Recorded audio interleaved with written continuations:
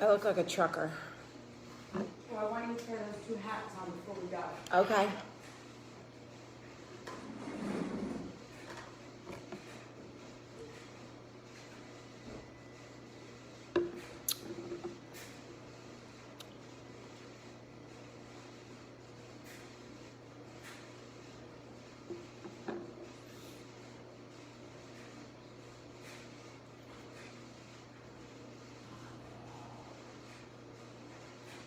Good morning.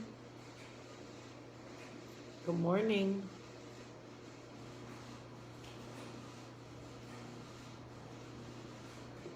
Good morning.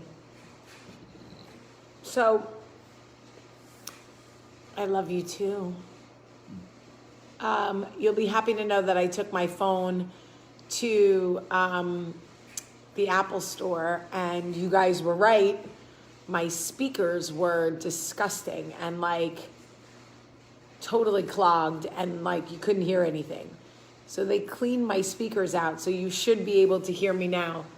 If you still can't hear me, then I don't know what is going on. And thank you for all your sweet comments about my shirt.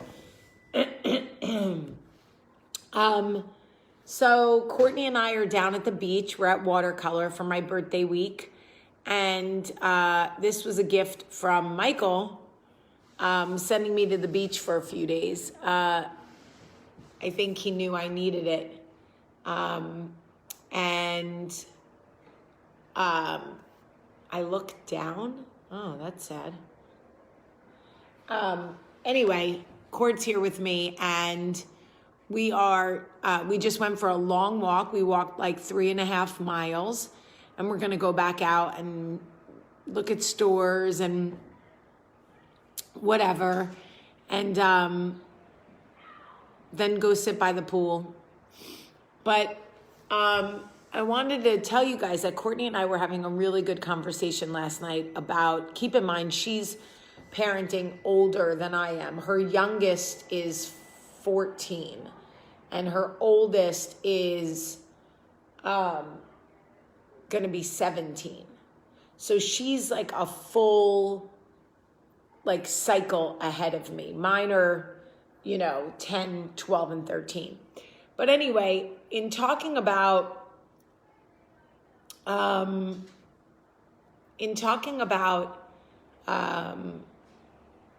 parenting, she was like, can I give you some advice? And it's never easy to have somebody give you advice about parenting, because certainly you want to know like what you're in for, but you always think you know the best for your children, right? So what Courtney said to me was, you are too involved with your child's like social like interactions. You need to let your children make mistakes. And I'm like, but why would I do that? And she's like, because the circle of life in middle school is figuring it out. They need to like make friends, hurt friends, like learn. You can't push them out of the way of every pitfall, because then they'll get to high school and they will have had no like interaction that requires like self-correction. So now they're in high school and mom's been like carrying them the whole time, and they don't know how to like course correct. And if you do it all through high school, then what? They go to college and they've never had like a negative friend interaction because mom's always solving all their problems. And so I was really like thinking about it. It is very difficult transitioning from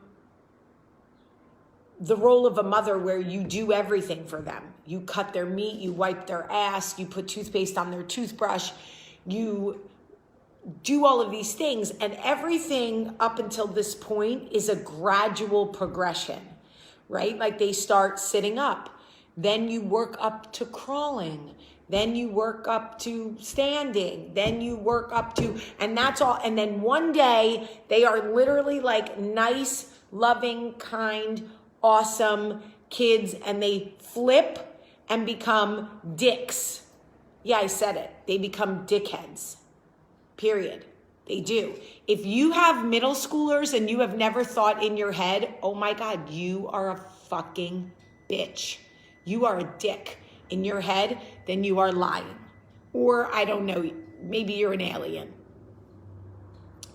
And, you know, she was just explaining to me, like, you've got to pull back and let them fail socially. Even if it means they hurt the friends that you love the most, if they hurt the friends whose mothers you love the most, like, you still have to let them make these mistakes. And it's so hard because you so badly want to protect friendships that you know will have value long term. When you see your kids being influenced by other kids or making bad decisions, it is so hard to let them fail when you can so easily step in and help them move, right? But according to Courtney, you have to let it happen, because if you become overly involved, then you become the mother who meddles, and nobody likes that. So it's such a hard learning curve. You know, they're learning and they're scared and they're insecure and they're going through all this shit, and you are, you know,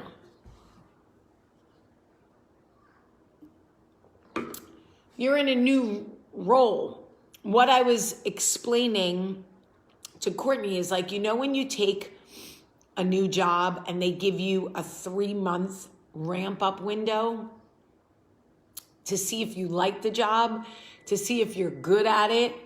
I feel like I am in a 3-month ramp up job for middle school. Like, I have no idea what I'm doing. None. People said 2s were terrible. And I remember thinking 2s are fine, but three-year-olds are little assholes, right? Everybody said high school was hard.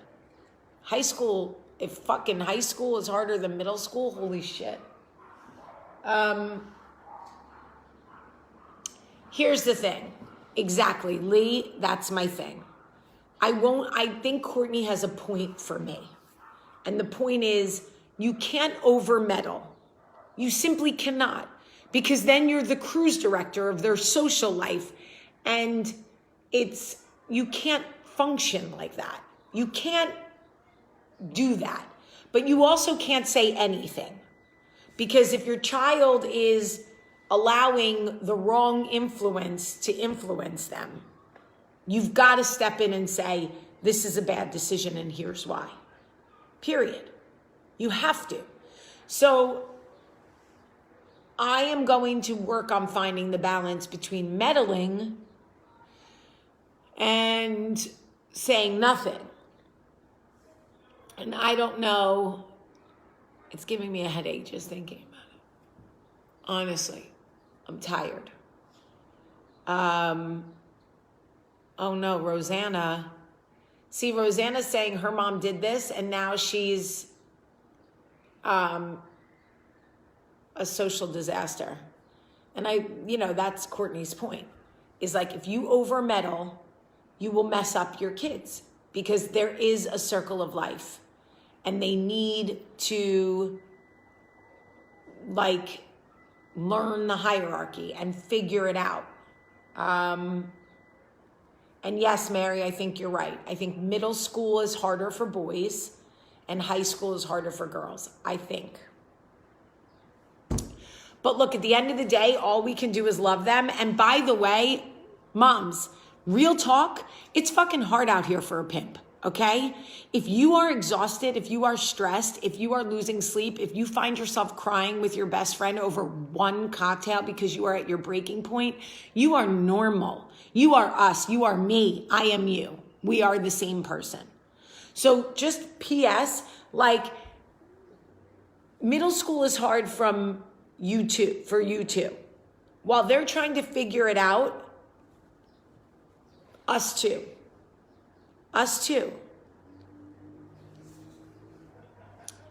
So right now, we need to give them a little space to figure it out, and it's very hard because we're not used to doing that. Especially when we see, oh, the beeping is the dryer. Especially when we see them walking into a pitfall. We want to be able to say, hey, you're going to fall. You're going to get hurt. You're going to hurt other people. And Courtney's saying, sure, acknowledge it, right? Maybe even mention it, but you can't pull them out of the way. You can give them the tools to notice the holes, but you can't keep pulling them out of the way because they have to learn. And it's so hard. So I am trying right now to not meddle.